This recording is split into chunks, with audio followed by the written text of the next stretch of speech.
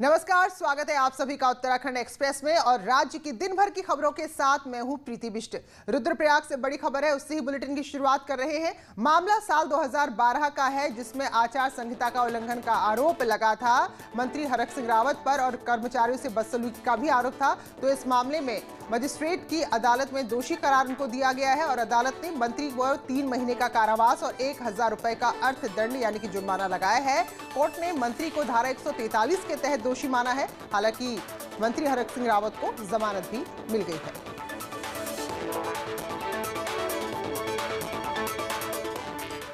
One विभाग ने पिथौरागढ़ में आतंक का पर्याय बने आदमखोर गुलदार को ढेर कर दिया है। इंटरनेशनल शूटर सैयद अली बिन हादी ने आदमखोर गुलदार को बहुत ही पास से मारा है, चंडाक के पास इसे मार गिराया है। तो पिथौरागढ़ के आसपास के जो भी इलाके हैं वहां इस गुलदार का आतंक था और इसने अब तक 3 लोगों को शिकार बनाया था, जबकि कई लोग इसके हमले में घायल हुए थे। तो फिलहाल इस गुलदार को अब मारा गया है, जिसकी लंबाई 7 फीट बताई जा रही है और स्थानीय लोगों ने राहत की सांस ली है।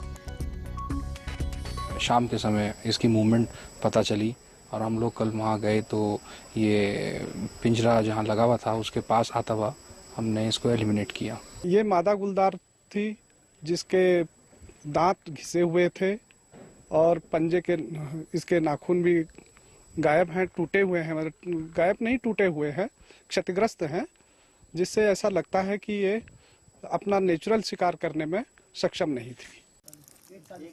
तो प्रीति हमारे सहयोगी पिथौरागढ़ से जुड़े हैं, तो विजय जानना चाहेंगे कि कितना इसका आतंक था और कितना मुश्किल इसको मार गिराना था।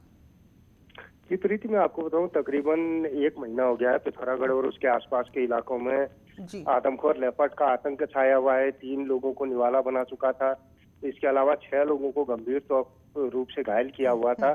तो वन विभाग और शिकारियों की टीम लंबे समय से आदमखोर को पकड़ने में या उसको मारने में जुटी हुई थी। तकरीबन 20 दिन पहले भी एक लेपर्ड को यहाँ पर गुलदार को यहाँ पर मार गिराया था, लेकिन उसके बाद भी यहाँ पर हमले नहीं रुके। तो ये माना जा रहा था कि वो लेपर्ड या तो गलत मारा गया है या फिर इस इलाके में जो आदमखोर है उनकी संख्या ज्यादा है। तो आखिरकार इस लेपर्ड को भी यहाँ पर मार गिराया है बीती रात को। तो एक तरीके से अगर निश्चित तौर पर अगर ये आदमखोर है जिसका सही आकलन तो बाद में होगा, अगर गुलदार के हमले रुकते हैं तो ये माना जा सकता है कि ये आदमखोर है। तो अगर वास्तव में आदमखोर है तो ये बड़ी राहत की बात है, क्योंकि लोगों का घर से निकलना मुश्किल हो गया था। लोग हर वक्त उनकी जिंदगी पे संकट आया हुआ था। तो अगर ये आदमखोर अगर का शिकार यहाँ पर हुआ है तो निश्चित तौर पे लोगों के लिए बड़ी राहत। चलिए, बहुत बहुत धन्यवाद आपका जानकारी के लिए। और बात करेंगे बिहार चुनाव की, तो जो एग्जिट पोल बता रहे थे उसके उलट एनडीए को बढ़त मिल रही है और इसकी खुशी की लहर देहरादून में भी, उत्तराखंड में भी देखने को मिल रही है और जगह जगह पर लोग नाच गाकर कुछ इसी तरह जश्न मना रहे हैं। तो फिलहाल जो तस्वीरें आपके सामने हैं, देहरादून में बीजेपी प्रदेश कार्यालय की तस्वीरें हैं। यहाँ कार्यकर्ता इकट्ठा हुए, एक दूसरे को मिठाई खिलाई, खूब जमकर डांस किया और जीत का जश्न मनाया। उनका कहना है कि बिहार के जो नतीजे आ रहे हैं वो प्रधानमंत्री मोदी और नीतीश कुमार के विकास कार्यों का परिणाम है।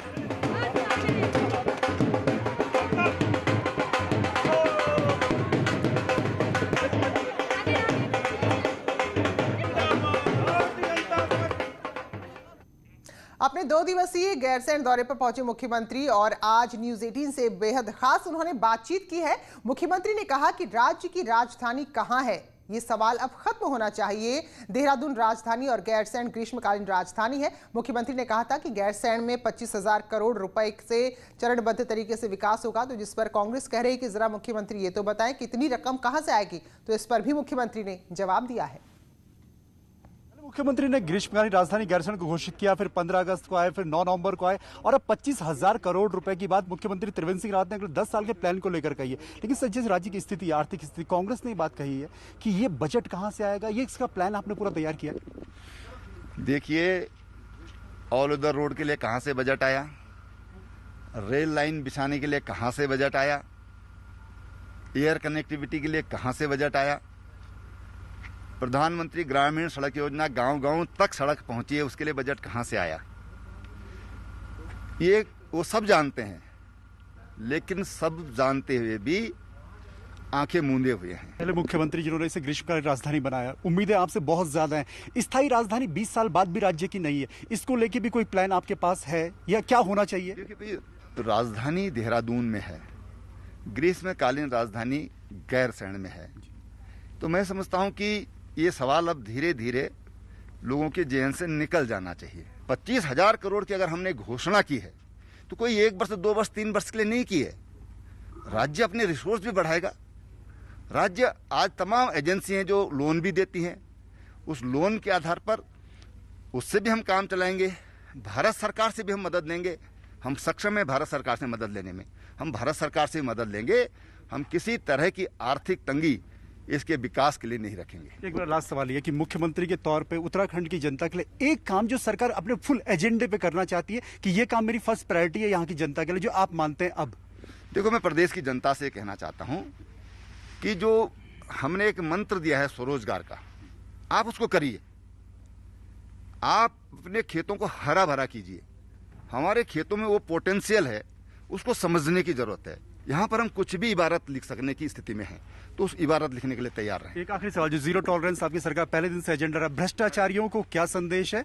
और आपने जो अब हेल्पलाइन शुरू की है, मतलब जीरो टॉलरेंस फुल एजेंडा। भाई, भ्रष्टाचार को लेकर के सरकार बनाने के 1 हफ्ते के अंदर अंदर हमने संदेश दिया था। जब NH 74 उसमें हमने 5 PCS अफसर उनको सस्पेंड किया गया, 2 IAS अफसर को सस्पेंड किया गया, कुछ को जेल भी हुई है, कई लोग अभी जेल में हैं, कई लोग मुकदमा भुगत रहे हैं। तो साफ साफ संदेश है कि भ्रष्टाचार पर हमारी नीति जीरो टॉलरेंस की होगी। अगर हमारे सामने कोई ऐसा मसला आता है तो उसको सरकार बर्दाश्त नहीं करेगी, उसकी जहां जगह वहां पहुंचाने का काम करेगी। साहब, मुख्यमंत्री त्रिवेंद्र सिंह रावत का गैरसैंण में 2 दिन का दौरा, और 2 दिन के दौरे में मुख्यमंत्री ने कुछ बातें साफ कर दी कि 25,000 करोड़ रुपए अगर उन्होंने ये घोषणा की है तो इसका पूरा प्लान उनके पास है। ये पैसा कहां से आएगा, इसकी पूरी व्यवस्था उनके पास है। करप्शन को लेकर मुख्यमंत्री का साफ कहना है कि इस पर एक ठोस पहल होनी चाहिए और इसके खिलाफ वो हमेशा खड़े हैं। और रही तीसरी बात ये कि उत्तराखंड की जनता क्या करे, तो उत्तराखंड की जनता फिलहाल स्वरोजगार की तरफ ध्यान दे। कैंपस से राकेश रावत के साथ दीपांकर भट्ट, न्यूज़ 18, गैरसैंण।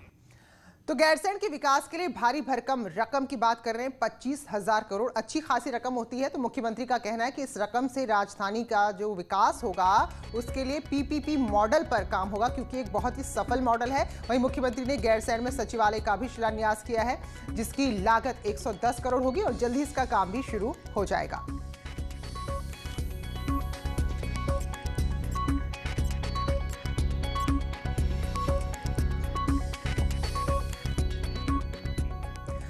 कृषि कानून को काला कानून बताते हुए कांग्रेस ने मुख्यमंत्री त्रिवेंद्र सिंह रावत की विधानसभा डोईवाला में ट्रैक्टर रैली निकालकर प्रदर्शन किया है। कांग्रेस के प्रदेश अध्यक्ष प्रीतम सिंह इस प्रदर्शन में शामिल हुए। लच्छीवाला से ट्रैक्टरों के साथ शुरू हुई रैली गुरुद्वारा परिसर में जाकर समाप्त हुई। रैली में कृषि कानून को किसान विरोधी बताया और इसे जल्द वापस लेने की मांग की गई।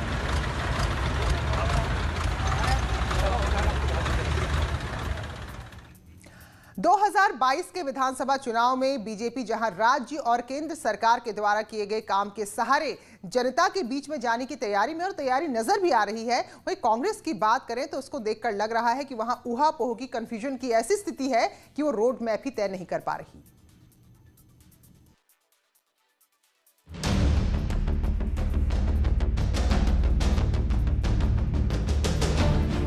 चुनाव में बेहतर वादे और दावे किसी भी राजनीतिक पार्टी की जीत और हार का अंतर बढ़ा सकते हैं, लेकिन उत्तराखंड में विपक्षी कांग्रेस में इन वादों और दावों को लेकर एक मुंह नहीं दिख रहा है। पूर्व सीएम हरीश रावत ने तो आम आदमी पार्टी के दावे चुराकर उन्हें कांग्रेस का वादा करार दे दिया है। हरीश रावत 2022 में कांग्रेस की सरकार बनने पर मुफ्त बिजली और पानी के साथ ही सरकारी नौकरी का वादा अभी से खुलेआम करने लगे हैं कि हम 100 यूनिट से लेकर के 200 यूनिट के बीच अगले 2 सालों के अंदर फ्री बिजली लोगों को दे सकें, प्रति परिवार दे सकें, और साथ साथ जो है 25 लीटर अच्छा शुद्ध पेयजल भी 2 साल के अंदर सबको प्रति परिवार उपलब्ध करवा सकें। और नौकरी का वादा सर आपने? हाँ, नौकरी के लिए जितने पद खाली हैं कांग्रेस 2 साल के अंदर उनको भर देगी। हैरानी की बात यह है कि हरीश रावत खुले मंचों से जनता से वादे कर रहे हैं, लेकिन दूसरी तरफ नेता प्रतिपक्ष इंदिरा हृदयेश ने दो टूक कह दिया है कि कांग्रेस जनता से ऐसा कोई वादा नहीं करेगी जो पूरा न किया जा सके। हम कह देंगे बिजली पानी फ्री दे देंगे, दे पाएंगे नहीं दे पाएंगे। हम लोग तो हमेशा तिवारी जी के सीख रही, जो कर सको वही कहना चाहिए, तो हम लोग वही करेंगे, कहेंगे जो कह सकेंगे। साफ है कि कांग्रेस के नेता अभी तक ये तय नहीं कर पाए हैं कि आखिर किन वादों और दावों की चाशनी जनता के सामने परोसी जाएगी। ऐसे में कांग्रेस नेताओं का हाल अपनी ढपली अपना राग सरीखा है, जो सत्ता में काबिज बीजेपी के लिए किसी मधुर धुन से कम नहीं है। न्यूज़ 18 के लिए हल्द्वानी से शैलेंद्र नेगी की रिपोर्ट। साल 2012 के दौरान रेस कोर्स के नजदीक एक संपत्ति में तोड़फोड़ करने, उसे कब्जाने और 2016 में पुलिस के घोड़े शक्तिमान की टांग तोड़ने के मामले में विधायक गणेश जोशी की जमानत के लिए कोर्ट पहुंचे हैं। जमानत पर सुनवाई हालांकि बीते शनिवार को हो गई थी, लेकिन कोर्ट की ओर से उन्हें 22 जमानती पेश करने और बॉन्ड भरने की प्रक्रिया के लिए कहा गया, लेकिन सरकारी गवाह के ना पहुंचने के चलते पूरे मामले को अदालत ने बुधवार के लिए सुरक्षित रखा है। साथ ही अब आगे पूरे मामले में ट्रायल शुरू होगा। उत्तराखंड वन विभाग में रिटायरमेंट से ठीक पहले फॉरेस्ट चीफ जयराज ने जो दर्जनों ट्रांसफर किए थे, उनमें से 5 नाम खुद वन मंत्री हरक सिंह रावत ने ही सुझाए थे। मंत्री ने एक मीटिंग में बाकायदा नाम सुझाए थे। लैंसडाउन वन प्रभाग के एसडीओ गिरीश चंद्र बेलवाल को हटाकर दिनेश खिल्डियाल को देने को कहा गया था। रेंजर बिंदरपाल और शीतल कुमार को लैंसडाउन से ट्रांसफर करने के लिए कहा गया था।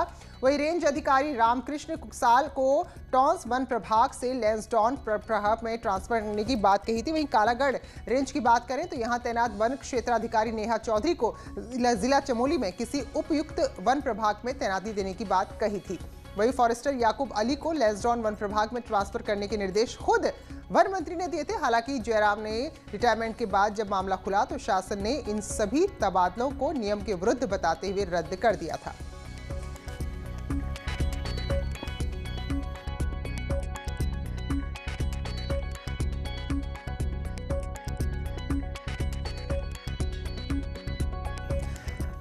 उधम सिंह नगर में बदमाशों के हौसले लगातार बुलंद होते जा रहे। ट्रांजिट कैंप इलाके में बदमाशों ने एक बाइक सवार पर फायरिंग कर दी और उसकी बाइक को लेकर फरार हो गए।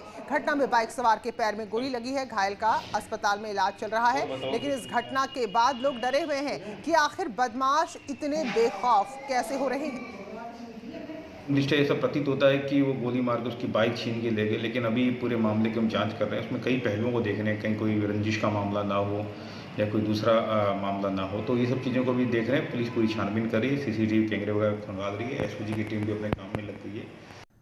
रुद्रप्रयाग की बात करेंगे। यहाँ के अधिकारी आम जनता तो छोड़ ही दीजिए, जो उनके विभाग के राज्य मंत्री है उनका तक फोन नहीं उठाते। चारधाम विकास परिषद के उपाध्यक्ष राज्य मंत्री शिव प्रसाद ममगई का फोन जब जिला पर्यटन अधिकारी ने नहीं उठाया तो राज्य मंत्री ममगई सीधे जिला पर्यटन अधिकारी के कार्यालय पहुंच गए, लेकिन जिला पर्यटन अधिकारी मौजूद ही नहीं थे और 1 घंटे तक वो इंतजार करते रहे, वो फिर भी नहीं आए। राज्य मंत्री ने कहा है कि पर्यटन विभाग उनके अधीन होने के बावजूद जिला पर्यटन अधिकारी उनका फोन तक रिसीव नहीं करते।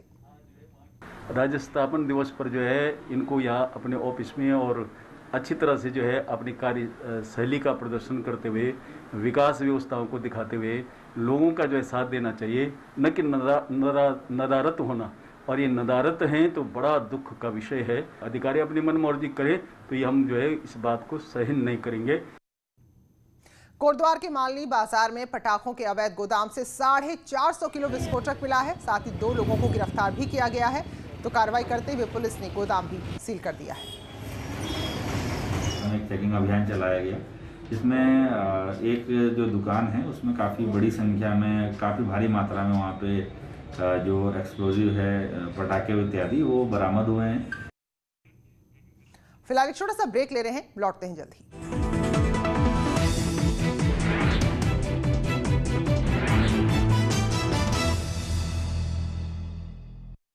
इंडिया आपका पसंदीदा नेशनल न्यूज चैनल उपलब्ध है टाटा स्काई के चैनल नंबर 519 और एयरटेल के चैनल नंबर 318 पर। कोरोना की हर खबर देखते रहिए न्यूज 18 इंडिया पर। मुद्दा भटका दिया जाए तो शोर बन जाता है। जुलूस निकालना चाहते हैं कुछ लोग, सवाल बड़ा हो जाता है। मुद्दा सलीके से उठाया जाए तो सवाल बन जाता है। क्या अब सियासत के निशाने पर छात्र आ गए? सबसे बड़े सवाल, सबसे बड़ी बहस, महाबहस देखिए सोमवार से शुक्रवार रात 7:56 पर सिर्फ न्यूज़ 18 उत्तर प्रदेश उत्तराखंड पर।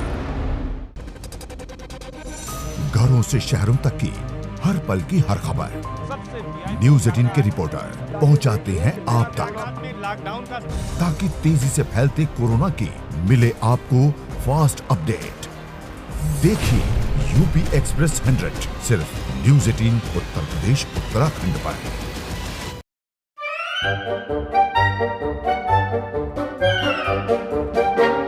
अखबार हुआ ठप, आउटडोर हुआ बेकार, टीवी ही दे रहा है विज्ञापन को तेज रफ्तार। करोड़ों दर्शकों तक न्यूज़ 18 पहुंचाएगा आपका ऐड। न्यूज़ 18 की टीम दमदार बनाएगी आपका ऐड शानदार। जल्दी कीजिए, कहीं छूट ना जाए ये सुनहरा मौका। हमें मेल करके उठा लीजिए बड़ा फायदा। ये स्पेशल ऑफर है अगले 15 दिनों तक। साथ ही मिलेगा हमारी वेबसाइट पर प्रमोशन। आज ही मेल करें sales@nw18.com पर।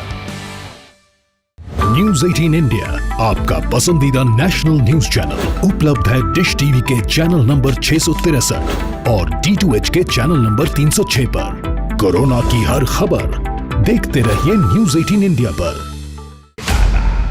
भैया राम राम नमस्कार। बाहर ना जाना, कुछ बता रहे हैं, कुछ चेता रहे हैं। तो आपने लॉकडाउन के दौरान देखा कि हम क्या कर रहे हैं। कोरोना काल में लोग एक दूसरे को समझा रहे हैं। बड़े बड़े लोग वीडियो बना रहे हैं। आप गाना जानते हैं तो गाइए या फिर अपना हुनर दिखाइए। वीडियो बनाइए और हम तक पहुंचाइए और घर बैठे बनिए स्टार।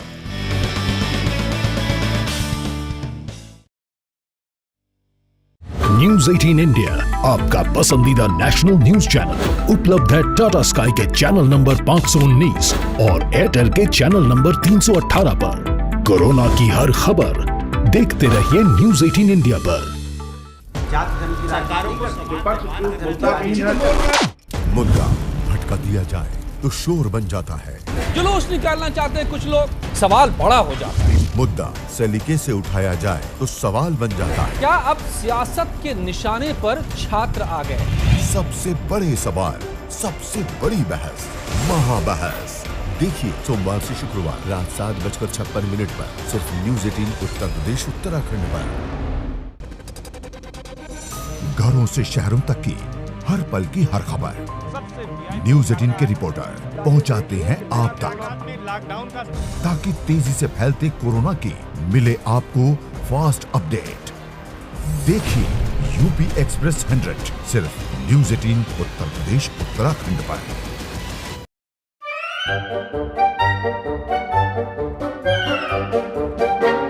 अखबार हुआ ठप, आउटडोर हुआ बेकार, टीवी ही दे रहा है विज्ञापन को तेज रफ्तार। करोड़ों दर्शकों तक न्यूज़ 18 पहुंचाएगा आपका ऐड। न्यूज़ 18 की टीम दमदार बनाएगी आपका ऐड शानदार। जल्दी कीजिए, कहीं छूट ना जाए ये सुनहरा मौका। हमें मेल करके उठा लीजिए बड़ा फायदा।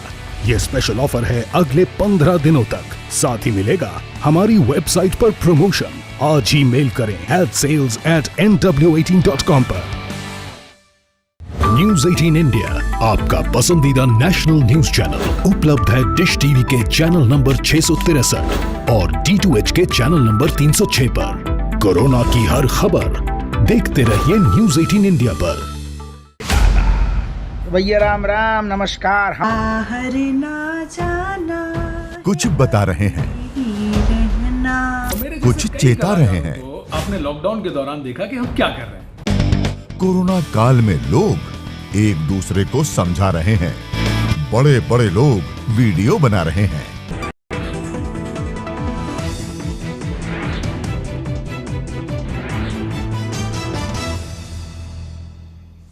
स्वागत है ब्रेक के बाद। चमोली में 4 दिन पहले हुए हादसे के बाद उसके पीड़ितों का अब तक कोई पता नहीं चल पाया है। तो 4 दिन पहले जोशीमठ गोविंद घाट के बीच तैया पुल के पास एक गाड़ी अलकनंदा नदी में गिर गई थी। 2 लोग इसमें सवार थे जो लापता हैं। SDRF और पुलिस ने लगातार सर्च अभियान चलाया है, लेकिन पानी का बहाव इतना तेज है कि कोई कामयाबी नहीं मिल पाई है। उत्तरकाशी में न्यूज 18 की खबर का एक बार फिर से बड़ा असर हुआ। यहां प्रवासियों को बैंक द्वारा ऋण न मिलने की खबर का संज्ञान लेते हुए जिलाधिकारी ने प्रधानमंत्री स्वरोजगार कैंप शुरू करवाया है, जो 2 दिन तक चलेगा। जिलाधिकारी ने कहा कि ज्यादा से ज्यादा स्ट्रीट वेंडर्स को 10,000 तक का ऋण बैंकों के माध्यम से 12 नवंबर से पहले दिए जाने की कोशिश की जा रही है। कि प्रधानमंत्री स्वनिधि योजना है, जिसमें हम लोग स्ट्रीट वेंडर्स को लाभान्वित करने का हमारा प्रयास है। तो इसी क्रम में राज्य सरकार द्वारा दिए गए निर्देश के क्रम में हम दिवाली से पहले जितने अधिक से अधिक हम वेंडर्स को लाभान्वित कर सकते हैं इस योजना से, उसके लिए हमने कैंप लगाया और यहाँ पर हम लोग इसी कैंप में सारे काम इसी पॉइंट पे कर ले रहे हैं। देहरादून में जगह जगह पर विक्रम स्टैंड, बस स्टैंड और ऑटो स्टैंड लोगों के लिए परेशानी का सबब बन गए हैं। जहां जिसका मन करता वहां अपनी गाड़ियां लगाकर चलता बनता है। एक आरटीआई में यातायात पुलिस ने भी स्वीकार किया है कि ऑटो बस के लिए शहर में स्टैंड निर्धारित पुलिस ने नहीं किए हैं। वहीं एसपी ट्रैफिक फिलहाल अब कार्रवाई की बात दोहरा रहे हैं। तो सड़क में आपने देखा होगा जगह जगह जो है विक्रमों के ऑटो के स्टैंड है, जो कि मैंने आरटीआई से सूचना मांगी थी तो पुलिस द्वारा भी बताया गया कि हमने निर्धारण नहीं किया है। और परिवहन विभाग इसमें अपना पल्ला इसलिए झाड़ लेता है, वो कहता है कि हमारा तो काम परमिट देने का है, जो यातायात की समस्या वो पुलिस देखेगी। इसमें मेजर समस्या जो अभी आ रही है कि जो स्टैंड है वहाँ पे निर्धारित संख्या से ज़्यादा व्हीकल खड़े हो रहे हैं, जिससे कि दिक्कत हो रही है। ये मेरे संज्ञान में आया है, इसे हम रेगुलेट कर रहे हैं। खटीमा में एक और तो अतिक्रमण हटाओ अभियान चल रहा है, वहीं दूसरी तरफ अगर आप मुख्य बाजार में मेन मार्केट में चले जाएंगे तो व्यापारियों ने आम लोगों के लिए बने फुटपाथ पर ही कब्जा कर दिया है। साथ ही हाईवे को गाड़ी खड़ी करने के लिए पार्किंग बना दिया है। ऐसे में दीपावली के दौरान जो लोगों की भीड़ बाजार में उमड़ती है, उनके लिए आना जाना बहुत मुश्किल हो रहा है। नतीजा ये कि यहाँ घंटों जाम लग रहा है। दुकानदारों द्वारा अपने दुकान का सामान लगाकर अतिक्रमण किया जा रहा है। प्रशासन मौन बैठा हुआ है। इस संबंध में कई बार ईमेल के माध्यम से शिकायत दर्ज कराई, लेकिन प्रशासन कोई कार्रवाई नहीं कर रहा। चमोली के औली से शुरू हुआ आईटीबीपी का अभियान शौर्य शिवपुरी में क्लोजिंग सेरेमनी के साथ संपन्न हो गया। 3 नवंबर को जोशीमठ औली स्थित आईटीबीपी पर्वतारोहण और स्कीइंग संस्थान से ये अभियान शुरू हुआ था, जिसमें 5 महिला जवान समेत कुल 20 जवानों ने साइकिलिंग और राफ्टिंग के जरिए 300 किलोमीटर की दूरी तय की है और कई जगह पर उन्होंने स्वच्छता अभियान भी चलाया है। त्योहार का मौसम है, तो ऐसे में बाजार में बढ़ रही भीड़ को देखते हुए विकासनगर के कालसी थाना पुलिस ने एक जागरूकता रैली निकाली, जिसमें एनसीसी कैडेट्स ने हिस्सा लिया। तो रैली के जरिए व्यापारियों के साथ साथ खरीदारी के लिए आने वाले आम लोगों को ये बताया गया कि त्योहार मनाएं, लेकिन सुरक्षा ना भूलें, क्योंकि कोरोना अभी खत्म नहीं हुआ है।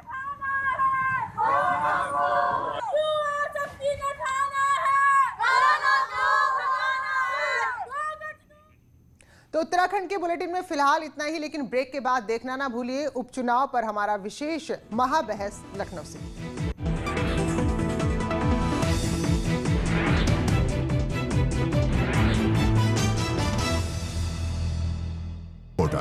पहुंचाते हैं आप तक।